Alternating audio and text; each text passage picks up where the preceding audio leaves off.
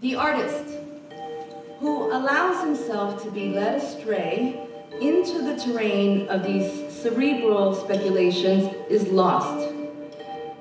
Lately, we artists have allowed ourselves to be led around too sheepishly by philosophers and other scientists. We have proved incapable of being sufficiently different. An excessive respect for scientific truth has obscured our own truth.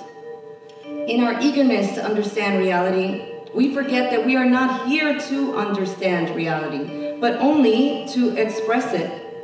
We, art, are reality. Art is a fact, and not commentary attached to fact. It is not our job to explain, elucidate, systematize, prove.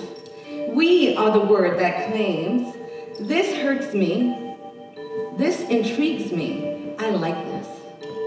I hate this, I desire this, I don't want this. Science will always remain an abstraction, but our voice is the voice of a man made of flesh and blood. This is the individual voice.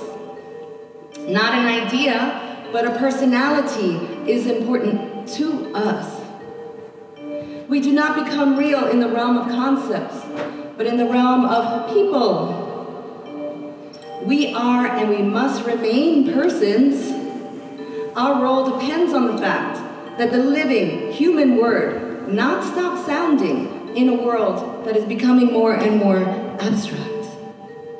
I think, therefore, that literature has submitted itself far too much to professors in this century, and that we, artists, will have to cause a scandal in order to destroy these relations.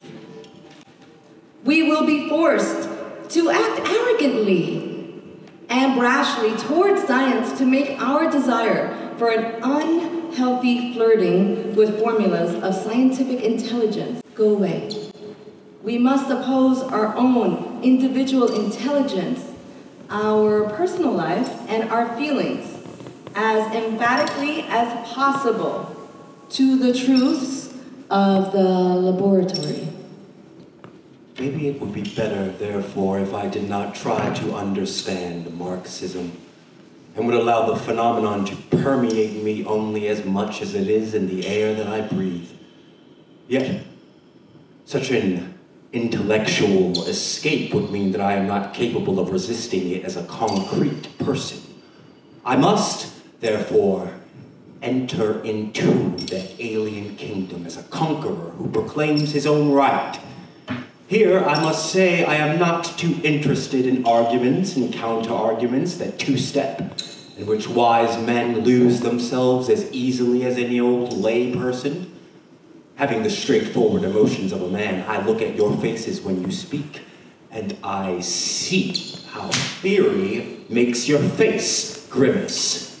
I am not called to confirm the justice of your reasoning. I am concerned that your being right does not change your faces into mugs, and that being right does not make you repulsive, hateful, and impossible to swallow. My job is not to control ideas, but merely to confirm how an idea affects a person.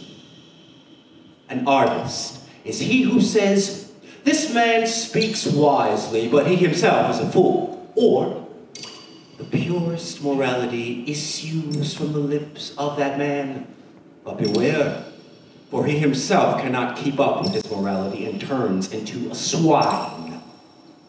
This is valuable, I believe, insofar as an idea abstracted from man does not fully exist.